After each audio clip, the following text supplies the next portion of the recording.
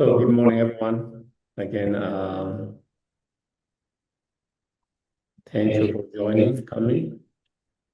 And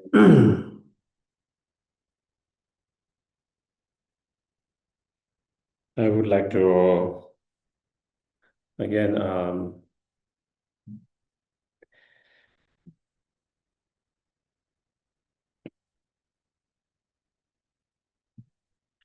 thank you, Bishop Rick. Maybe it might be better that. On the cushion? No, for Bishop there, because he's cold. Oh, Or he's, yeah.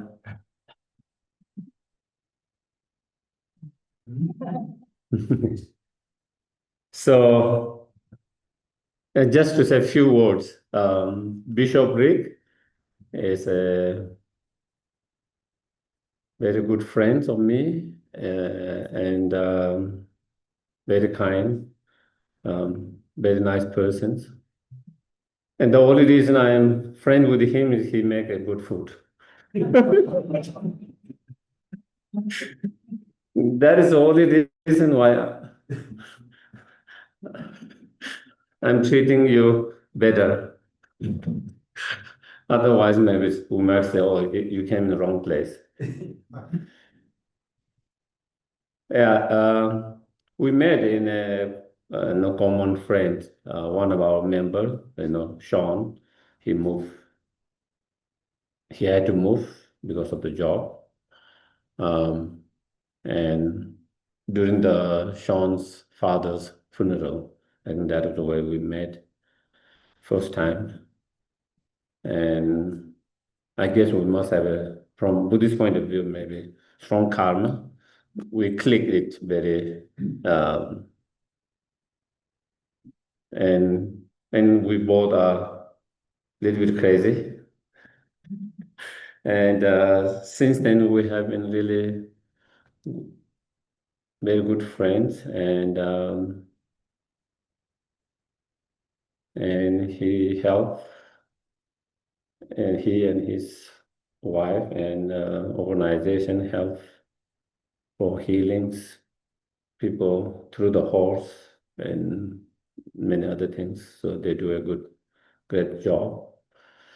So yeah, I just wanted to, because you might be wondering uh, uh, who he is. And he has been in Second Street a couple of times, he and his wife, also when we were in Second Street. And I participated when Rick was appointed as a bishop from priest, that ceremony. I was very fortunate to be part of that ceremony. Uh,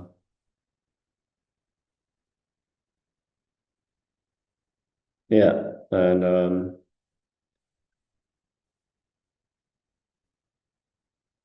and yeah, I haven't been able to go to his mass because it's the same time, Sunday at 10. Uh, so anyway, so we will start as usual.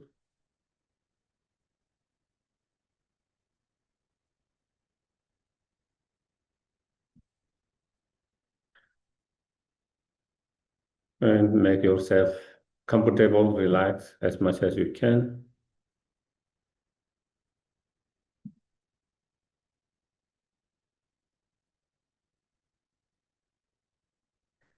Try to keep your back straight. It's always helpful to be more alert, awake.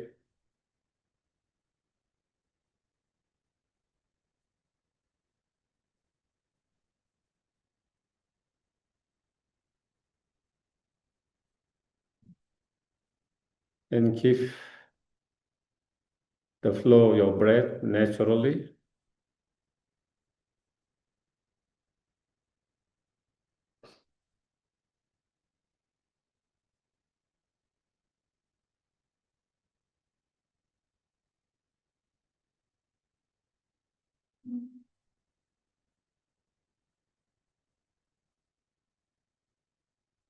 And try to observe and watch your breath as you inhale and exhale.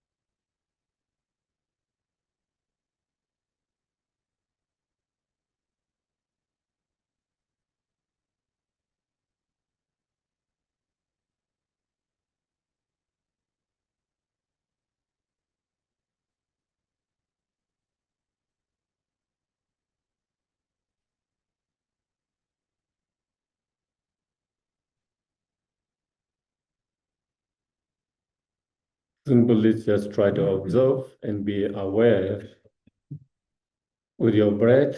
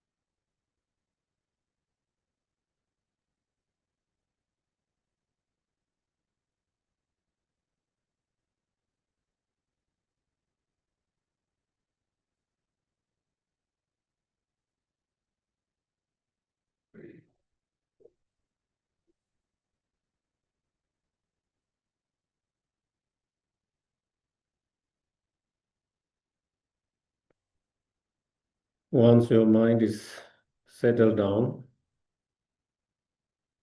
quiet, then we can try to think, contemplate. It is so clear with our own experience. If our mind is disturbed by one of those disturbing emotions,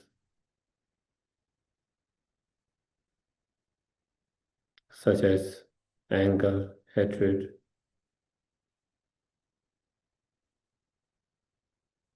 or strong desire, jealousy,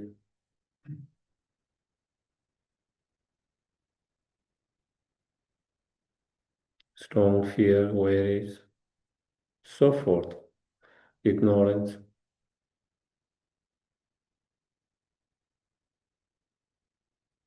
There is no real peace in our heart, in our mind, in that moment. We totally lose the peace.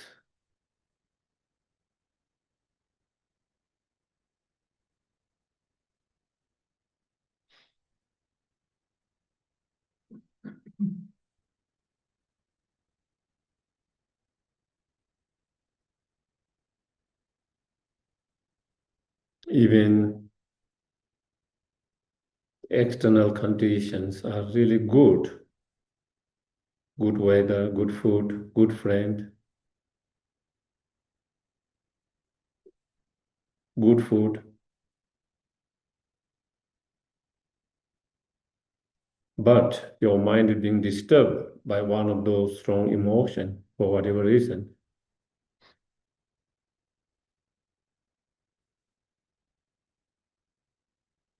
And then we are unable to enjoy all these good conditions because our mind is unable to enjoy, being very disturbed, agitated by those feelings, thoughts, attitudes.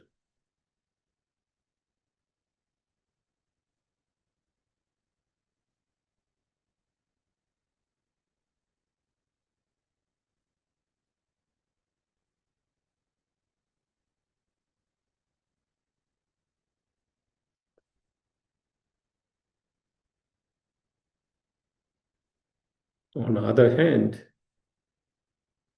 the external conditions might not be the best.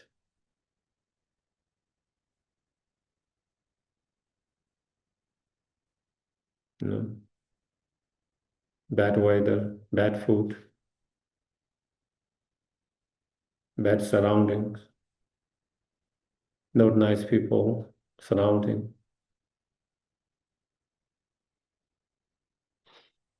But are not disturbed by those negative emotions.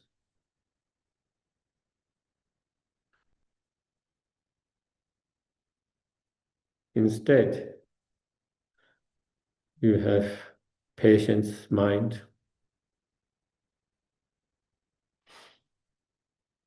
loving kindness, compassion, wisdom mind.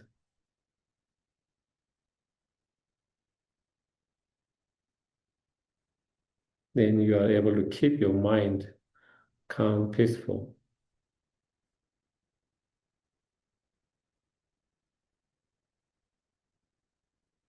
And to be able to enjoy your life despite all these conditions. Be okay, not only okay, happy.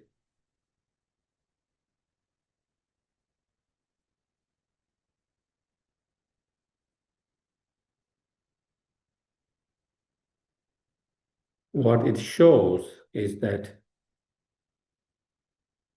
taking care of our mind is more important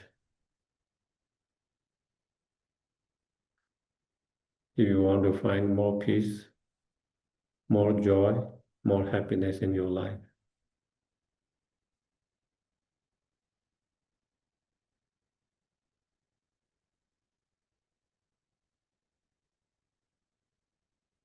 That becomes the most important. More important than external conditions.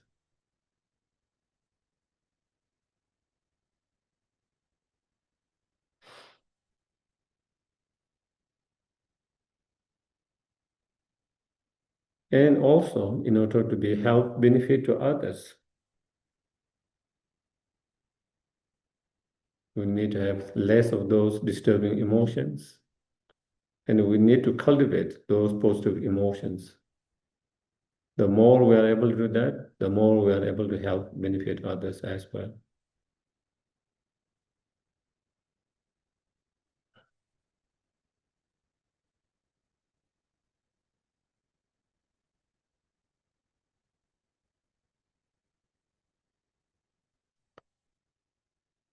And in order to reduce and overcome those disturbing negative emotions and to cultivate, increase, and improve those positive attitude and emotions, we need to train our mind. We need to work with our mind, discipline the mind, subdue the mind.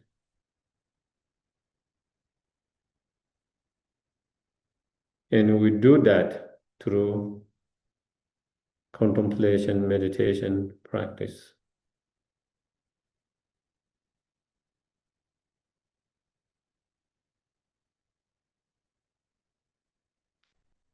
For that, we need to learn how to contemplate meditation practice so that we can reduce those disturbing emotions, cultivate and increase and improve those positive emotions. Not only we need to study, learn about that, it's not enough just learning and studying, but we need to put those into the practice, implement them into our everyday life as much as possible.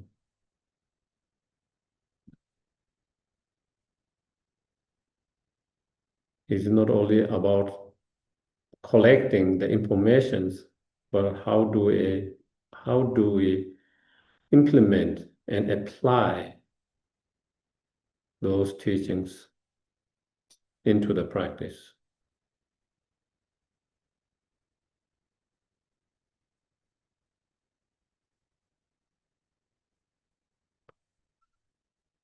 For that very reason, I'm going to listen, not only listen, whatever I find helpful, beneficial, that I will try to implement as much as possible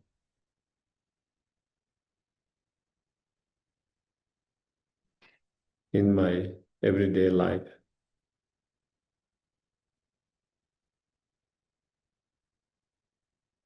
May all of us coming together to listen, to engage in discussion, reflect, contemplations, may all of these become cause and conditions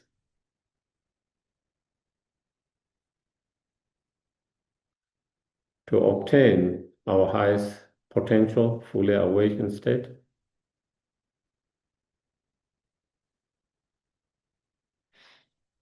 So we can be greatest health benefit to all sentient beings and oneself.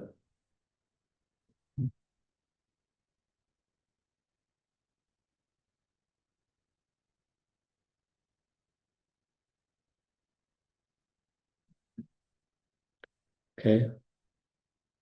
So, Taking refuge in bodhicitta, trying not to enjoy, so just recite slowly. I go for refuge until I'm enlightened to the Buddha, the Dhamma, and the Supreme Assembly. By the merits I was created through listening to the Dhamma, may I become a Buddha in order to benefit all sentient beings. Sangye Chodam Soge Chodam La Chanchu Bhakti Dane Gyatso Che Lagi Chane Gebe Sonam Ki Chola Penshe Sangye Dupasho Sangye Chodam Soge Chodam La Chanchu Bhakti Dane Gyatso Che Lagi Chane Gebe Sonam Ki Chola Penshe Sangye Dupasho.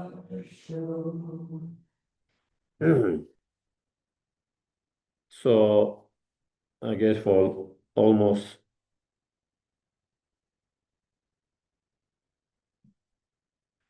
3 months, we have been studying this particular book or text by Third Dalai Lama.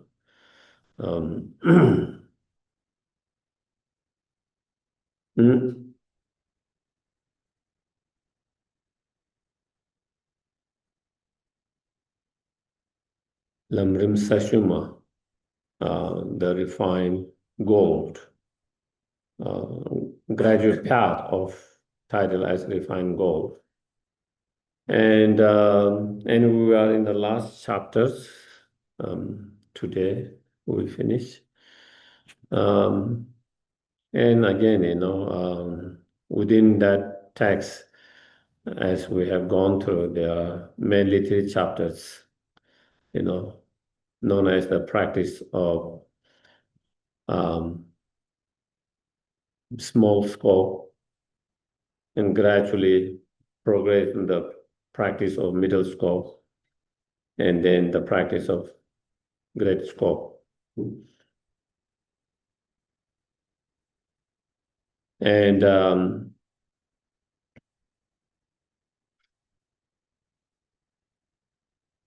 within the practice of great scope, then there's how to cultivate and generate unconditional, unbiased, true love, compassion. Based on that unconditional true love, unconditional and unbiased true love and compassion, then cultivating the bodhicitta mind, the wish to achieve your highest potentials, the fully awakened state, so that you can be greatest help benefit to each and every sentient beings. That highest level altruistic intentions, attitude. And then based on that attitude, then how to engage in the practice of known as six paramita, the practice of generosity, moral discipline, patience, joy, effort in virtues, meditative concentration, and wisdom. And also how to gather the sentient beings and help through the four means of gathering and helping sentient beings. So those are the main subject. At the end, then it doesn't go details, but it just kind of touch on the Vajrayana or tantric practice.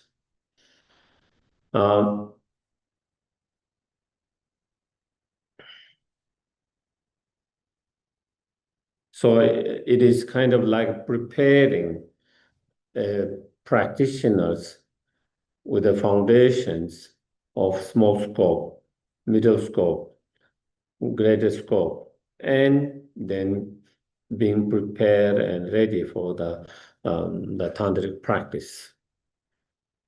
So again, that is why it's called gradual path from how we progress from one step to the next step,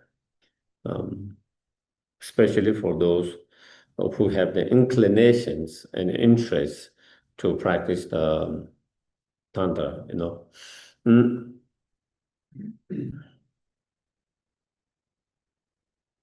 So yeah. So in terms of the page itself, is page number 30.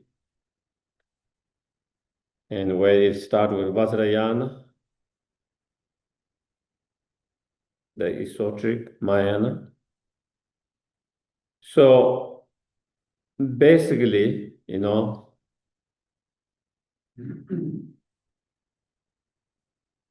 we can say Buddhism has two branches, Theravadan branches at the moment, and the Mahayana branch, two basically. And within the Mahayana branch, then there are two categories, Sutrayana and Vajrayana or Tantrayana, same. They mean different. Sometimes they call Vajrayana, sometimes they call Tantrayana or Mantrikayanas, but they all mean same. So basically, within the Mahayana, then there is Sutrayana and Vajrayana. Okay. So in general, then you can say the Buddhism is kind of branched into three: Theravada, Sutrayana Mahayana, and Vajrayana Mahayana.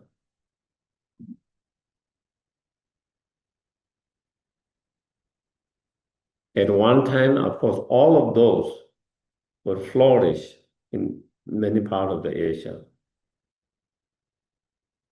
Even in like Sri Lanka, Sri Lanka, even they find that there were some signs that Vajrayana was flourished a long time ago. from some of the findings, paintings, statues, implements, and definitely you find that very much like in Pakistan, Afghanistan, all full of them, So it has spreaded or flourished in all those countries, not to talk about Japan, China, Korea, and all of that, But of course, in many countries, for different reasons over the year, they have declined. Not only Vajrayana has declined in some countries, Mahayana declined in some countries. Buddhism has declined this due to external, internal forces, due to various conditions, various reasons over the years. So it seems like Vajrayana now is mostly in Tibet and surrounding areas, Mongolia, Nepal, India, certain part of India, certain part of Nepal, Mongolia and Tibet,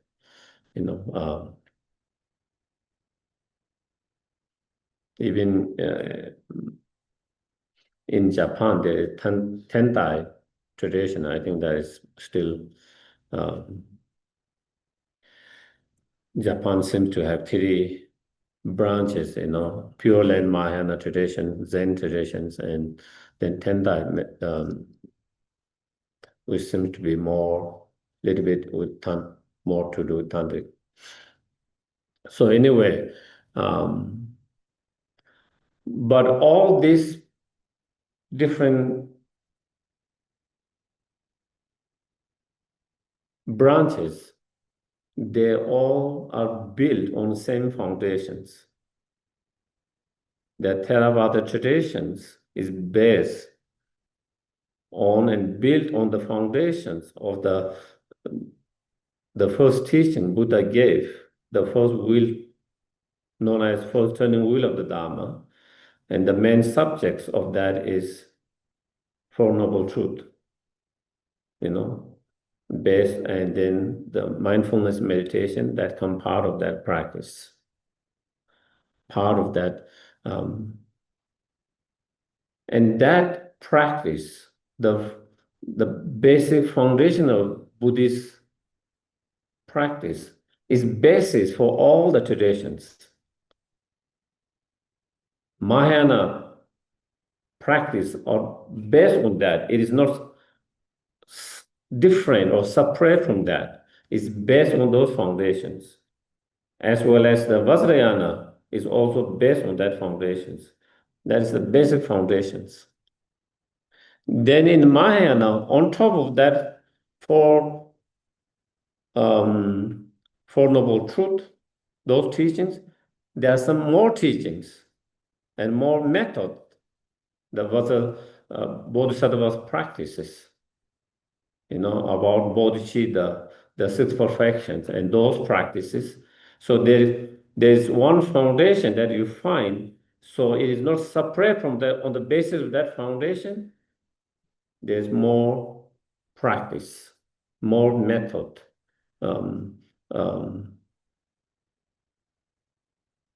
So it is not a contradictory, but it is like on the basis of what there is, then it is kind of added some more practice, some more methods, some more for certain disciples, followers who have inclinations to follow the Bodhisattva path.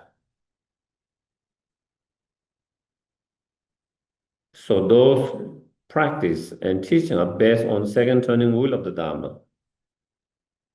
Second turning wheel of the Dharma. And then Vajrayana is practice that is based on the foundation for Noble Truth. On top of that, the Bodhisattva practice. And then on top of that, that certain method, certain practice, certain method that you don't find in the Sudarayana, you find in the Vajrayana, certain meditation technique, certain meditation method and technique.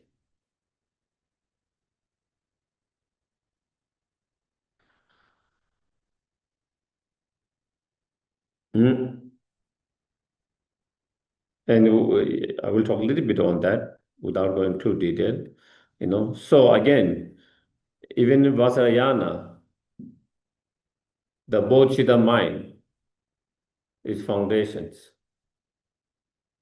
It would come also. The wisdom relies on the ultimate truth is absolutely needed. Without those foundations, Vajrayana practice have no life. The Vajrayana practice can become powerful, become alive, only if you have those base and foundations. So therefore, again, sometimes when we don't have good understanding, then it might feel like Vajrayana is totally separate or totally contradictions or totally different from the other practices. All other practice you find in that, but on top of that, then there is more of that. So because we are talking about Vajrayana, so I have to kind of give a little bit of, and the Vajrayana practice are based on third turning wheel of Dharma. First turning wheel of Dharma, second turning wheel, third turning wheel, all of given by Buddha himself. And it's not necessarily based on the timing, first time, second time, it's based on the subjects. Certain subjects, mostly Four Truths, related to that, they are part of the first turning wheel of the Dharma.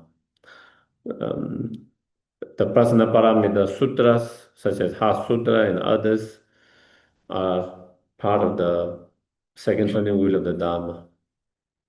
And then in the third turning wheel of the Dharma, there are quite a few different sutras, Dode Kongdel, which is known as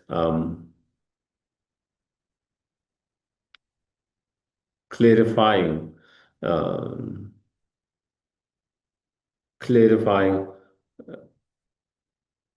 the meaning of sutras. I don't know whether is that right exactly. And also the sutra on Tathagata Garbhas, Buddha natures. Those are part of the third turning wheel of the Dharma. Um,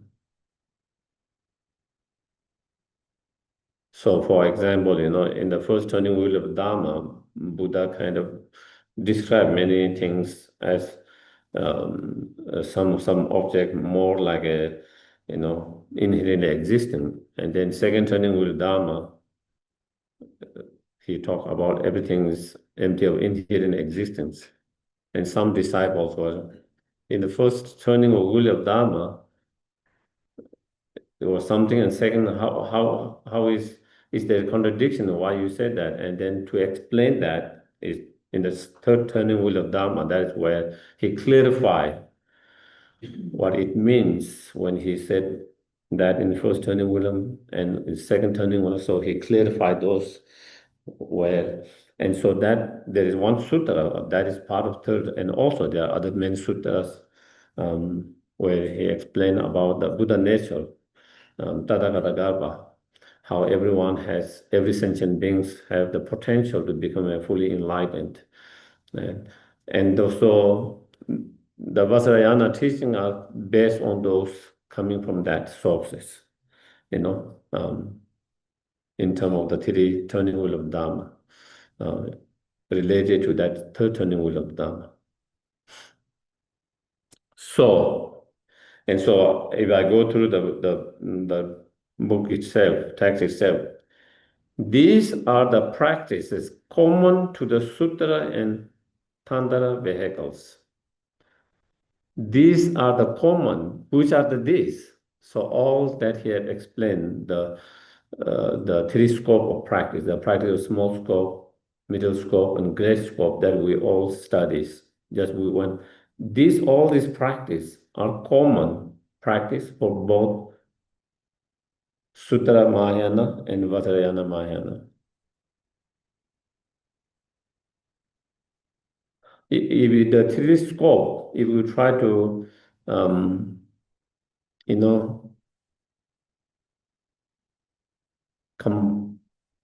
categorize in a different way, then we can say 3D principle expert the path, the renounce mind, meaning not being attached to anything, the mind that which is not attached to anything, non-attachments, and then bodhicitta, the altruistic intention, and the wisdom relies in the ultimate truth. These three are the common path for both Suttarayana and Vajrayana. So that is what it means. These are the practices common to the Sutra and Tantra vehicle. Once you have gained solid experience in them, once you have gained a solid experience in pure renunciation, bodhicitta, and wisdom, or otherwise the practice of small scope, middle scope, and great scope, once you have gained a solid experience in them, then you become ready to go further and enter the Vajrayana practice. Therefore, once you have gained solid experience of them, cast aside all the doubt and enter into the way of secret mantra, Vajrayana. Then one is become more suitable persons to practice the Vajrayana. If you don't have those solid foundations, even we try to engage in the Vajrayana practice, it's hard to have really good experience in terms of transforming your mind, in terms of progressing your spiritual path,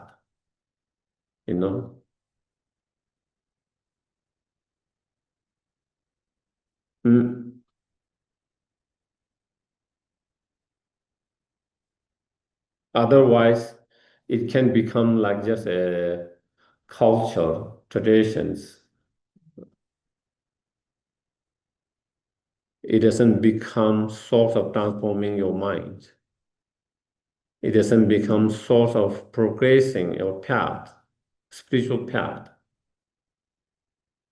But if you have those foundations, solid foundation, those experience, on the basis of those solid foundation experience, then we engage in some of the other methods that it is explained in Tantra, that it is not explained in the Sutra, then you can make a huge gain and quick gain and in your experience, spiritual experience, and make progress more quickly. And that is why also here, if you go to there are so many in the Lama Tsongkhapa, Lamrim, which is based on Atishas, Divankara's Lamb of the Path, and then later, Atisha, Lama Tsongkhapa himself wrote 3 Lamrim, extensive, middle, and short, and then many others master like the Third Dalai Lama, the Fifth Dalai Lamas, Benjamin Lobsang Chogyam, Benjamin Lobsang Geshe, they all wrote commentaries slightly based on the same root text. And there are Pabongas, and there are so many others Lamrims. And all of them Lamrim have similar pattern. They talk about, at the end of the very end, they talk about the tantric practice, and they mention and they go a little bit, but they don't go so much details. They all go in the 3 scope of the practice. Why? Because that foundation is so important. Thus, that foundation is so important. Even though they encourage to enter the tantric practice, but they all emphasize not on the tantric practice itself, but the foundations. the common practice. Because without that foundations, that common practice, that foundations, you cannot make much progress. But on the basis of that strong foundations, then if you engage in the Vajrayana practice, then there is potential opportunity to make progress, very quick and high progress. So that is why also here there's only one page on this one, okay? And so that is, we have to understand why if Vajrayana is so important and is the final supreme path, why doesn't he spend so much on that? And why the others? Because they understand the foundation is so crucial. Without that foundations, the practice is not as effective. But when you have solid foundations, on the basis of solid foundation, when you engage in those practices, then it becomes very profound, very effective, very powerful. At the moment, even though we do those practices, it is not becoming very effective, powerful, because of lack of those strong, solid foundations. Our bodhicitta is not strong, Our wisdom is not strong. Our renunciation, non-attachment, not strong. So, and therefore,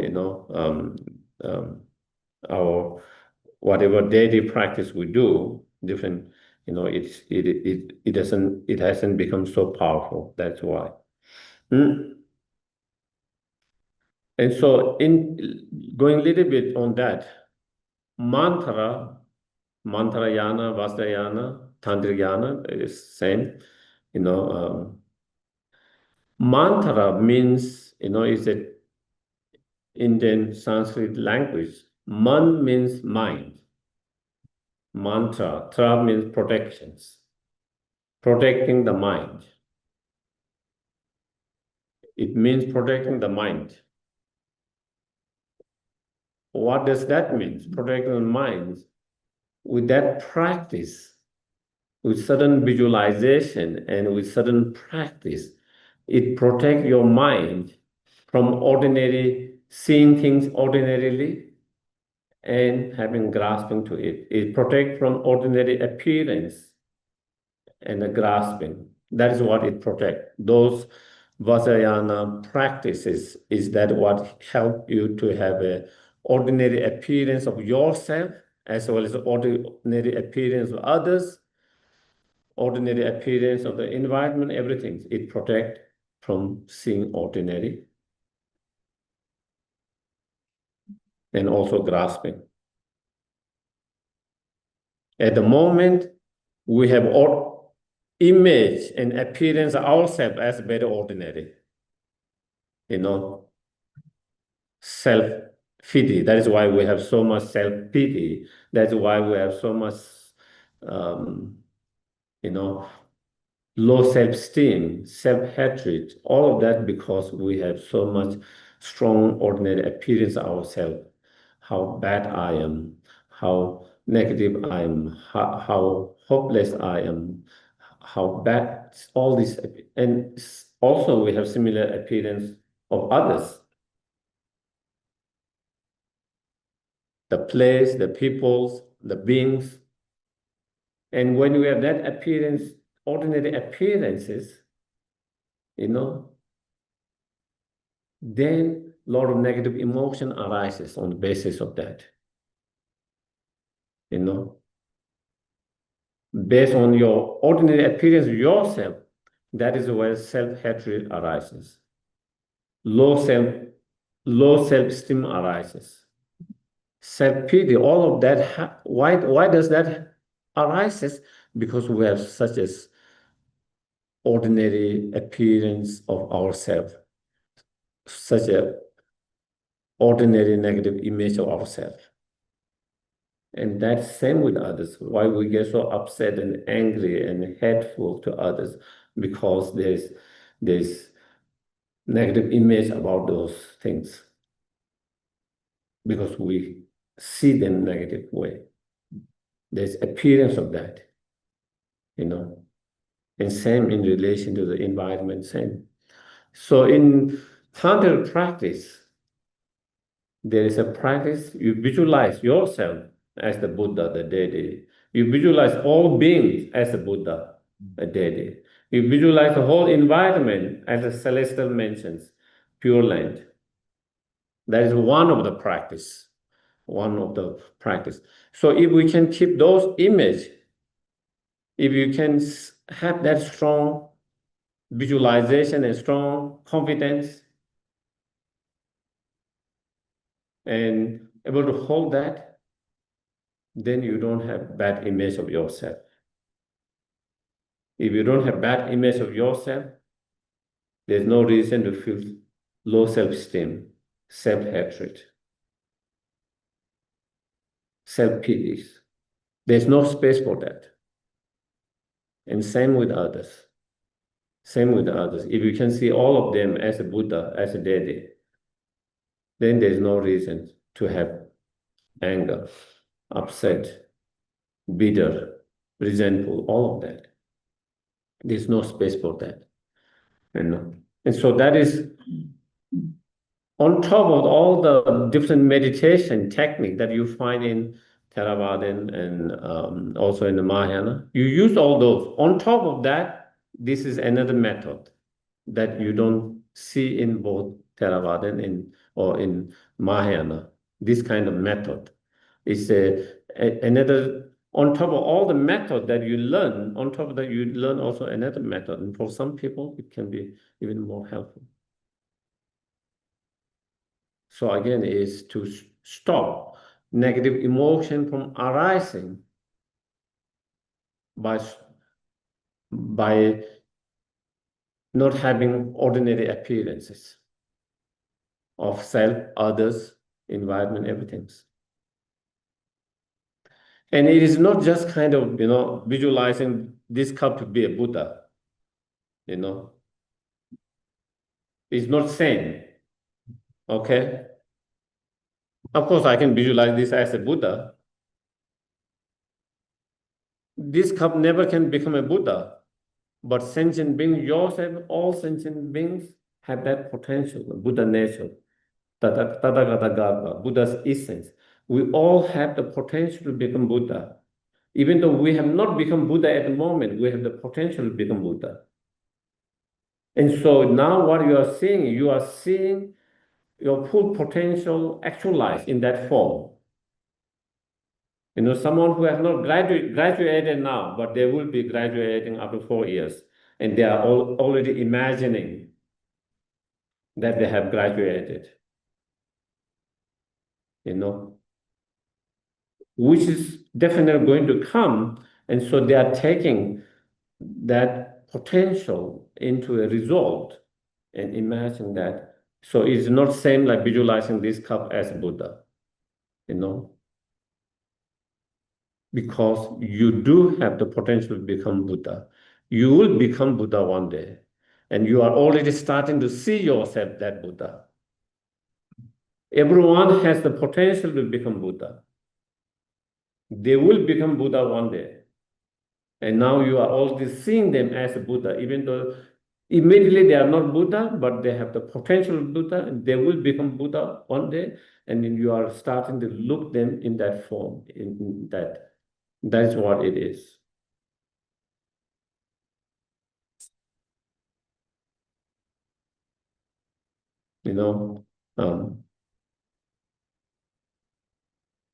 So these are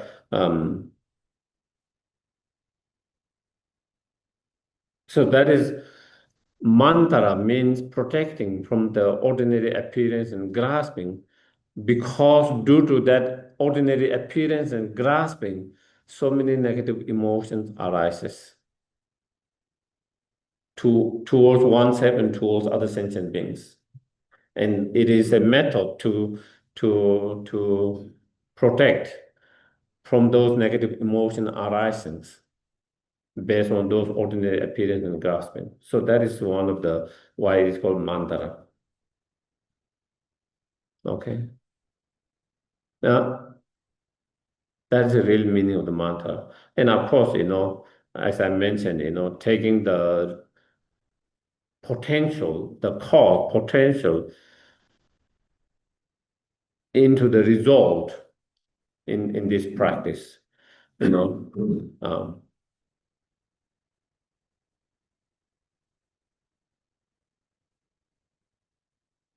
mm, what we call, Yangdashi, the four purity, Ne Lu Long Zhe Zeba.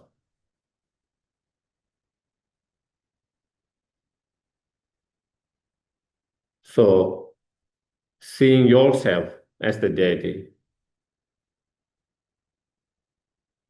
instead of seeing yourself as a very ordinary being, full of faults, but you are seeing yourself, as a deity, as a Buddha, free from all those um, negativities. Seeing the whole environment instead of ordinary, seeing a pure lens, celestial mentions of the Buddha, instead of everything that we experience, food, drink, everything that we experience as an ordinary food, ordinary drink, ordinary that, we try to see all those manifestations of exalted wisdom, of the enlightened beings. And all the activities that we engage, eating, sleeping, standing, sitting, going, or interacting with others in different ways, instead of seeing this as ordinary activities, seeing as enlightened activities in your practice, in your training, in your sadhanas, enlightened activities of helping to reduce their sufferings, to clear their cause of their suffering, the negative karma, the delusion, the obscurations. In practice, you visualize, you see, your activities as leading them to happiness and cause of happiness, and so on that. And so those in that you're training to see our ordinary activities in something enlightened act. So that kind of seeing those for purity now, which we all potential, is tantric practice. That is not in, you don't find those explanation and such practice in the Suttara Mahayana.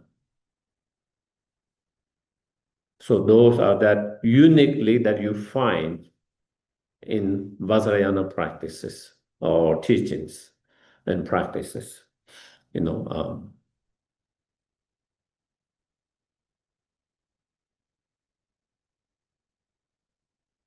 mm,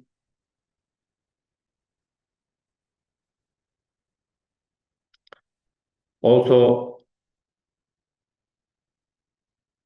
in Vajrayana teachings practice, there is explanations of mind on different level, gross, subtle, more subtle levels.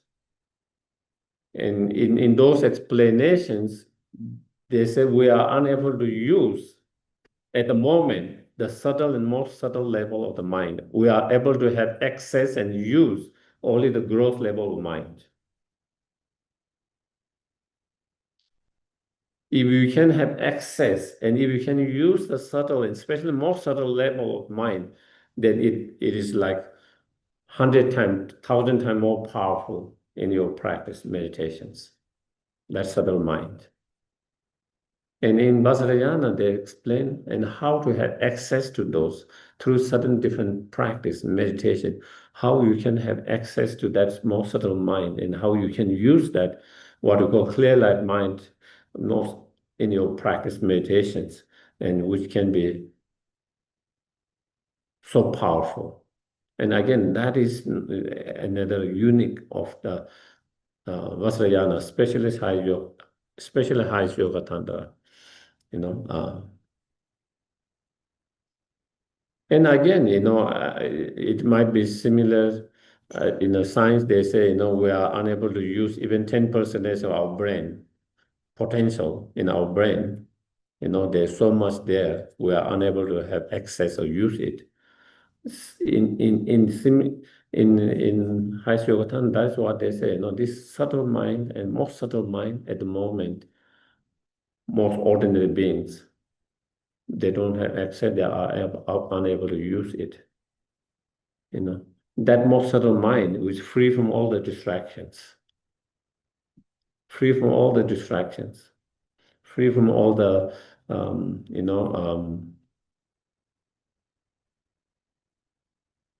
laxity mind, because it's free from all those gross mind. And so if you can have access to that mind, if you can use for meditation, that's where you can make progress very quickly and very easily. But that is also another difference. Not the difference, but more explanations and more practice how to do that, and all of that you find in Vajrayana, which you don't find in the teaching on the sutra. So I just wanted you a little bit on that just before, okay?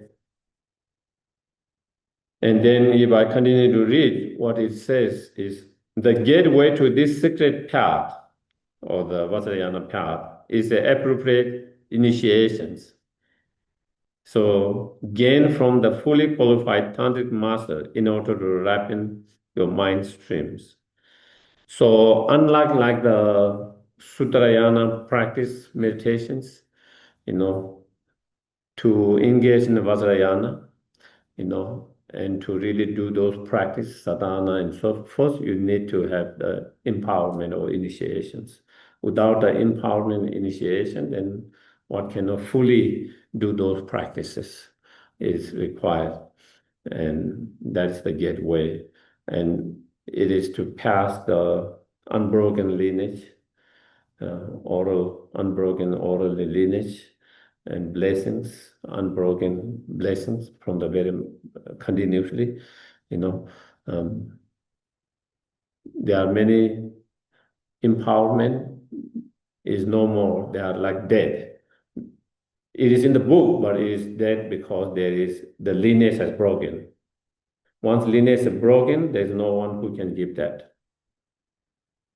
And so all the empowerment initiation that there is now are still unbroken from the master who ever started, unbroken. There are so many now, if you find books of so many Buddhas, so many deities, in the books, a whole ceremony is there, everything how to do is there, but there's no one who does that because they don't have the lineage. Many of them are only in the book now. They are not alive anymore, and so that kind of is very important. That's the initiation empowerment, and it gives you the permissions to study and to practice fully on that particular, whatever you are initiated in that particular deities, And of course, to receive the initiations, the master who give initiation has to be qualified. There are many qualifications that you need. So that is why we have to be more careful when you want to receive initiations or empowerment, to really investigate whether the teachers is really qualified or not to give that. There are many qualities that need to be. A lot of time maybe we don't check it fully. At the time of initiation, one pledged to do certain practice and to avoid certain modes of conduct that contradict tantric attainment. Honor those pledges. So when we take the empowerment, there are certain commitments, there are certain pledges that one take, commitments, and keeping those commitments is very important. Like in everything. Also in Sutra, when we take the refuge, to keep those refuge commitments important. If you are taking bodhisattvas precept vows, to keep those, not only taking, but keeping those are extremely important.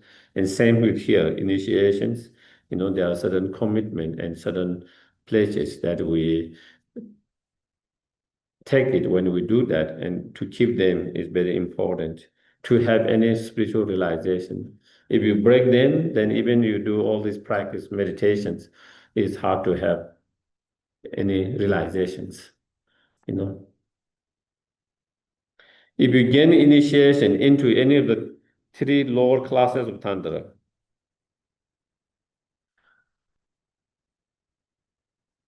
within the Tantra, then there are four classes,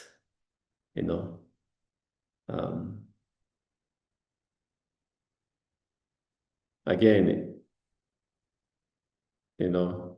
to study it is a big subject. With each classes, they have their own kind of explanations and their systems, of all of that. So three lower class of Tantra: Kriya or action Tantra, Charya or performing Tantra, and Yoga Tantra, those three. In their system, the main practice is the practice of with sign and without sign. And so they will practice their system of yoga with sign and then yoga without signs. Yoga with sign is mainly visualizing the deities, whether you are visualized, and when you're visualizing deity, there are two, what we call front generation and step generations. Front generation is you visualize the deity in front of you, whether it's a medicine Buddha, whether it's a Tara, whether it's Buddha Shakyamuni, whether it's Chenrezig Avalokiteshvara, Manjushri, different Buddhas, Buddha of compassion, Buddha of wisdom, Buddha, whatever you clearly try to visualize them very clearly, have that clear image. You practice to have a strong concentration and visualizations. It says when you develop a strong concentration through such visualization, you feel, the practitioner feel as that there is someone standing, you can almost see, almost touch it, because the visualization is so vivid. It becomes so vivid and so strong. The practitioner almost feel like there is someone standing there, as though they can touch and they can see it. Someone concentration and visualizing can get to that kind of standards through such practice. And sub-generation is when you generate yourself, you visualize yourself as that deity, and then again, similarly, and developing a strong concentration visualization. That is the practice with sign. Practice without sign is then, while you are visualizing deity, whether it's a front generation or sub-generation, you are seeing the emptiness of that deity, meditating on the emptiness of that deity. The deity or the Buddha that you feel so strong, so clear, as though it's real there, or yourself, even that deity, even that Buddha is empty of inherent existence. Even that Buddha is totally empty of inherent existence. And so therefore, there's no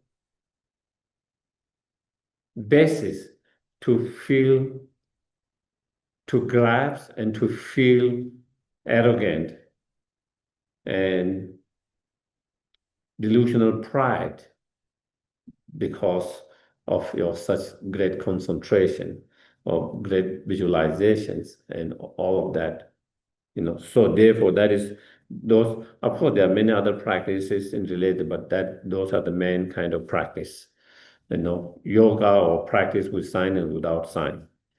Of course, each of those four school of classes of Tantra has differences, but I don't think we need to go all of them at the moment. If you are initiated in the highest yoga Tantra, Maha Anuttara Yoga Tantra. First, master the generation stage, practice, and then those of completion stage. And so in High Yoga Tantra, the main practice is generation stage and completion stage. In the generation stages, again, transforming the ordinary death, intermediate stage, and rebirth into the, taking into the path of the three Buddhas, Dharmakaya, Sambhogakaya, and Nirmanakaya. I know for many of you, it is just a word. Because first of all, you are hearing those terms for the first time.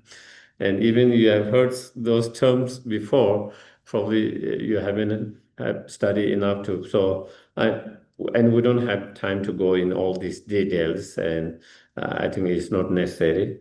But just to, and also in generation stage, similar like the yoga with sign, in this practice, meditator, the practitioner, again, develop their incredible concentrations. And they develop concentration in such, that they can visualize the whole mandala. Mandala is the celestial mansion of the deity with all clarity. And then at the very beginning, and then when they perfect that visual concentration, then they are able to visualize whole mandala with all the details, all the clarity within one small drop of space. Like within that small space in your heart, you can visualize whole mandala with all details, all clarity. When one is able to do that, then they have perfected their concentration and have stabilized the first stages of the path, these generation stages. And then it goes to the completion stages. And even with the completion stages, there are stages, Luyen, body isolation, speech isolation, and mind isolations, and then known as the illusory bodies, pure, impure and pure illusory bodies, and then, clear light mind, and then the unions, so there are stages, again, even completion stages. Then again, you progress from one to another, So that is the completion stages. Summary of the path, so summary of the whole path. This is how to approach the complete body of the path that contains all the principal point of Sutta and Tantra. So here, the explanation here is saying, is the complete state, path,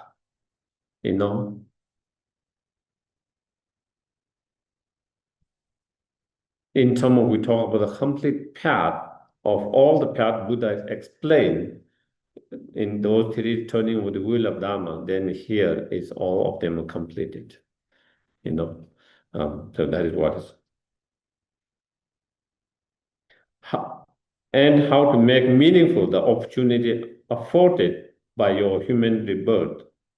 By practicing in this graduated way, use the precious Buddha Dharma most effectively for your own and others' benefit. Je Rinpoche, the Lama Tsongkhapa, took the experience of those practices in his heart, and he advised that those who follow him do likewise. Keeping this in mind, visualize that Je Rinpoche, Lama Tsongkhapa, is sitting before you, exhorting you with a calm, powerful, penetrating voice to practice as described here and to accomplish his word by means of actually using this teaching to tame your mind stream.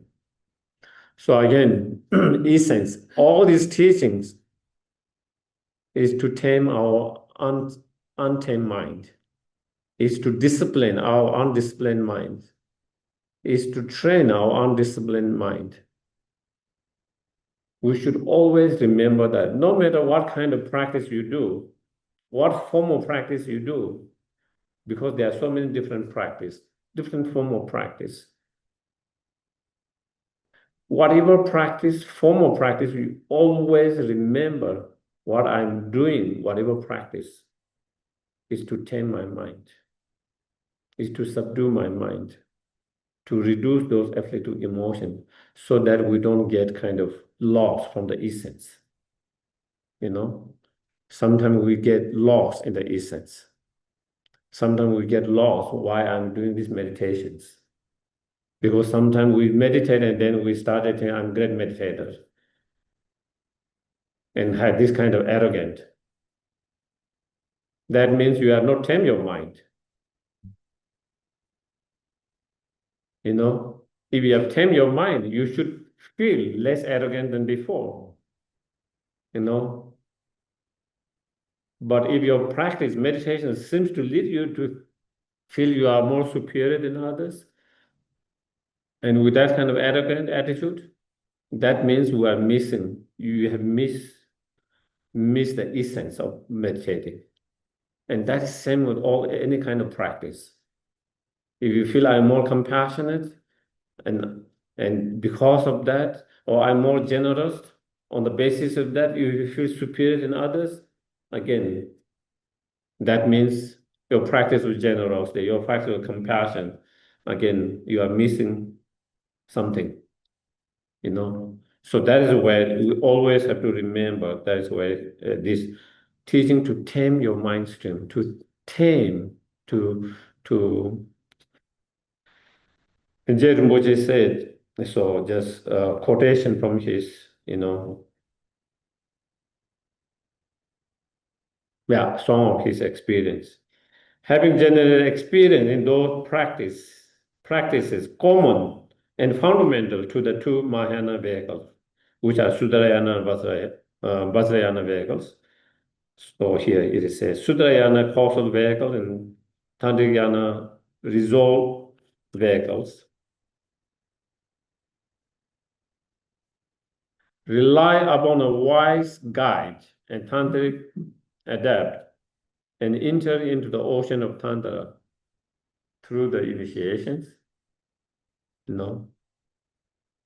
Then basing yourself upon the complete oral teachings and engage in those practices, thereby give meaning in the human rebirth you have gained. I, a yogi, practice like that. You who liberation seeker should do likewise. And then J. Rinpoche then also conclude the song with stages of the spiritual path as follow. In order further to acquaint myself with the path and also to benefit others of good fortune, I have herein explained in simple terms all the stages of practice pleasing to the Buddhas, and have made the prayer that any merit thus created may cause all being never be separated from the sublime ways, always pure. I, yogi, have made this prayer. You, who liberation seekers, should do likewise. And then again, the author here, bearing in mind this teaching of J. Rinpoche, conclude each session with these dedications by the Lama Tsongkhapa. From now onward, in this and future life, I will prostrate to your lotus feet and apply myself to your teachings. Bestow upon me your transforming powers, that I may practice only as pleases you with all actions of my body, speech, and mind. By the power of mighty Tsongkhapa, as well as the lamas from whom I have received teachings, and this is by the Third Dalai Lama, may I never be parted even for a moment from the sublime path, listening to the Buddhas. Sonam Gyatso, that's the name of the Third Dalai Lama, Sonam Gyatso, concludes his commentary with the following verses. By any merit of my having written this text, contains without error the principal points of the stages of the path leading to enlightenment, the essence of teaching of Dibamkara, Adisha, and the Lama Tsongkhapa may all be in progress in the practice of pleasing of the past, present, and future Buddhas. This concludes the essence of a refined goal as the exposition of the stages of practice of three levels of spiritual application based upon Je Tsongkhapa or Lam Tsongkhapa, Song of Stages of the spiritual path, and arranged in a format easy to follow. It is in the tradition of clarified doctrine and therefore is worthy of admiration and interest. It was written at the repeated request of Doje Choche from the eminence abode of omniscient Sherab by the Buddhist monk and teacher Sonam Gyatso at the great site of Dharma activity, the mighty devil. So that is why this text was composed. So with that, I think we conclude, and then next, we'll be going through the 7th point of mind training. And again, is one of very powerful texts of practice, and especially maybe it might be even more relevant in our time, difficult times, where our mind can be very easily disturbed, agitated by what we hear, what we see, things that is going around. And so how can we use those challenging, difficult situations, problems in our personal life as well as in the world? How can we use that energy in something more positive, and make it transform into the path, something meaningful? So that we will start from next week on that. And of course, I encourage you to read yourself, read yourself before you come to class, read after you come to class. Before you come to class, you might have some understanding, a little understanding. When you come to class and when you get commentary, then you might have maybe slightly different understanding or maybe a little better understanding, and you go in home. And again, that is how just coming class, just listening, sometimes you get it, and once you leave the class out of the Gompa place, then you forget. When we were studying, we read 3-4 times, just one before we go to the teachings. 3-4 times, even with the commentaries, and then go to the teachings, and then you get the teachings. After teaching, again, you read, you discuss with your friends, and so with that, then it become more,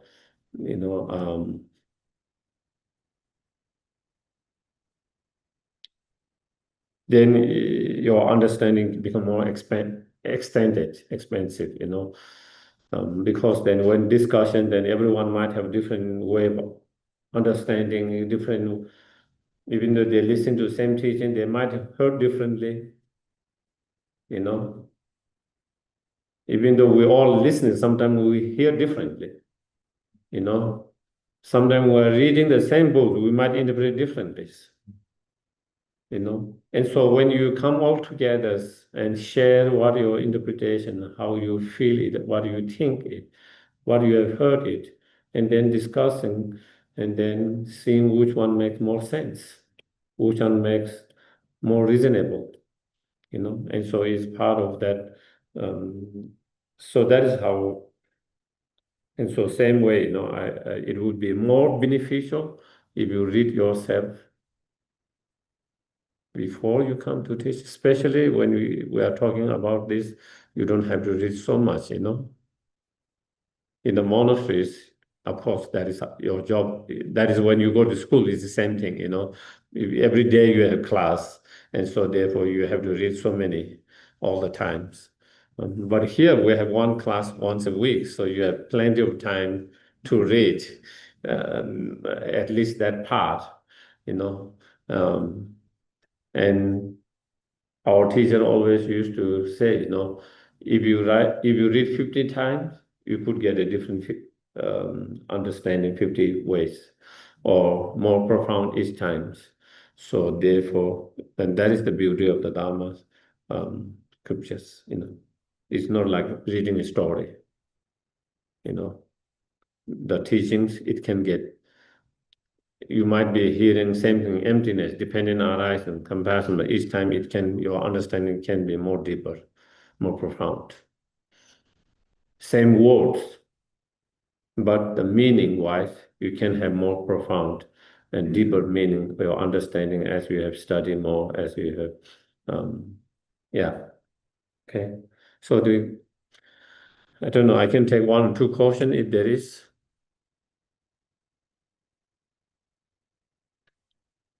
Yes, we can see two hands. One. Oh,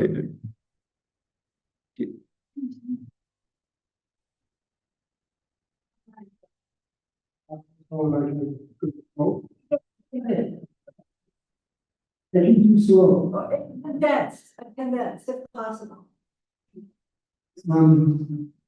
Geshe, you mentioned clear light. I don't know anything about clear light, but I have a question. And my question is, if a being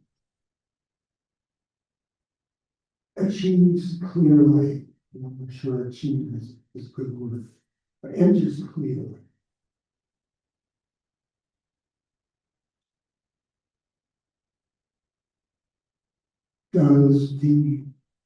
by entering clear light, does the reality of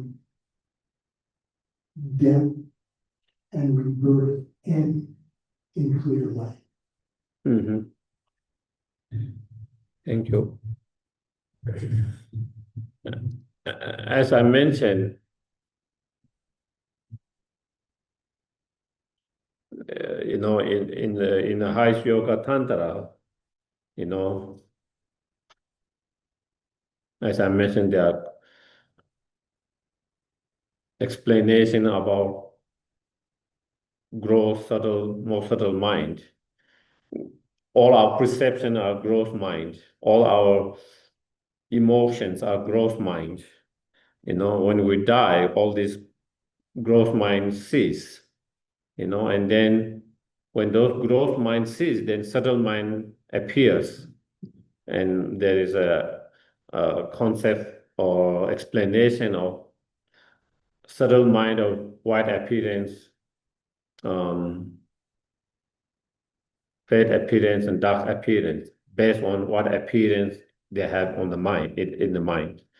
Also, that also sees, and then the most subtle mind is called clear light mind, and that is the most subtle mind, free from all these gross minds, because all of them cease, and then meditator try to use that in their meditations. And if they can use that meditation for, let's say, emptiness, they can have a realization of emptiness very quickly, because the environment is such a best from the mindset as well as the appearance, everything. And also someone already have understanding to have a direct realization very quickly. And so that is, and thereby, if you have direct realization of emptiness, then you can cease the rebirth, because you don't. Then there is no more creation of new karma. No more karma, and you can stop the delusions. So that is why it can be. But also some of the great meditator and practitioners, they don't have to wait until they die. Even while they are still alive, they could still have access to that clear light mind, and to be able to use that too. And through that, instead of ordinary normal pardo, they can have a more illusory body, and then no more ordinary rebirth, So that is at least that is the explanation that we find in High Yoga Tantra, and that's a clear mind. And then we have one question there, yeah.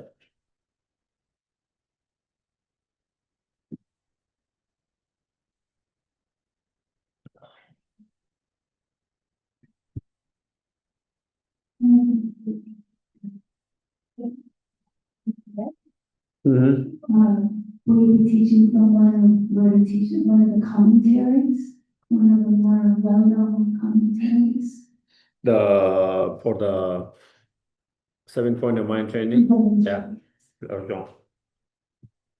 I might be using few commentaries, but I will probably base on Pabonga Rinpoche's commentaries. There is a Pabonga Rinpoche's commentary on that. But I think probably I will be basing on few commentaries. Because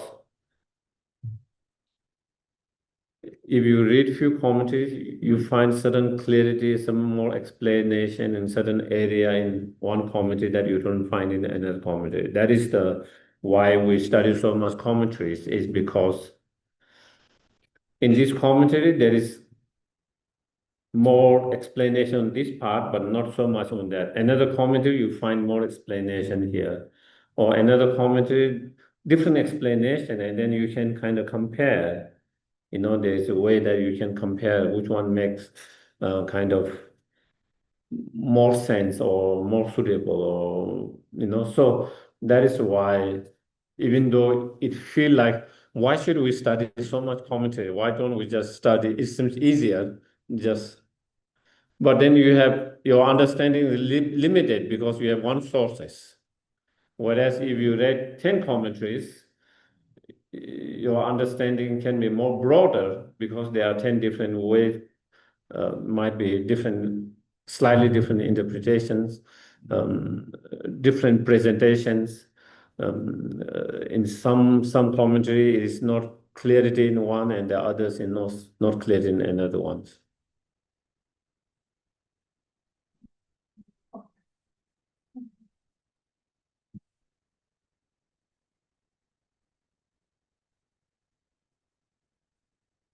I had one for you, if you like, but it was me that had one.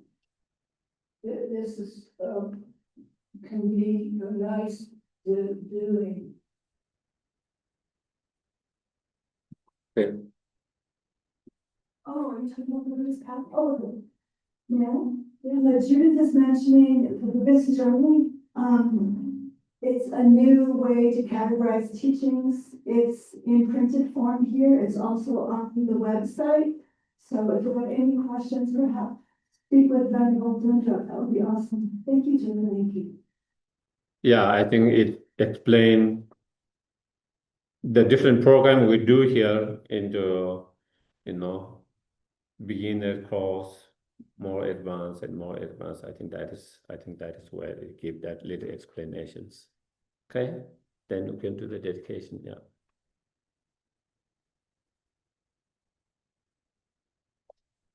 Well, we have the text. We will take, we'll recite Master Shantideva's. Yeah, for those who doesn't have you, she reads and you try to feel it. That is what prayers are actually coming from your heart, whether you say the words or not. The words are just a vehicle. One of the Tibetan masters says, the prayer words are like the walker for someone who depend on that. But the main is to be able to walk. The main is to feel it. The prayer is coming from your heart. So while she's reciting in words, but you try to send from your heart what she's reading from that.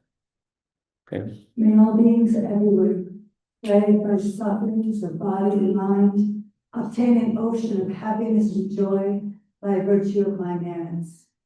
May no living creature suffer, commit evil, or ever fall ill. May no one be afraid or belittled with a mind weighed down by depression. May the blind see forms and the deaf hear sounds. May those whose bodies are worn with toil be restored on finding repose. May the naked find clothing, the hungry find food, may the thirsty find water and delicious drinks.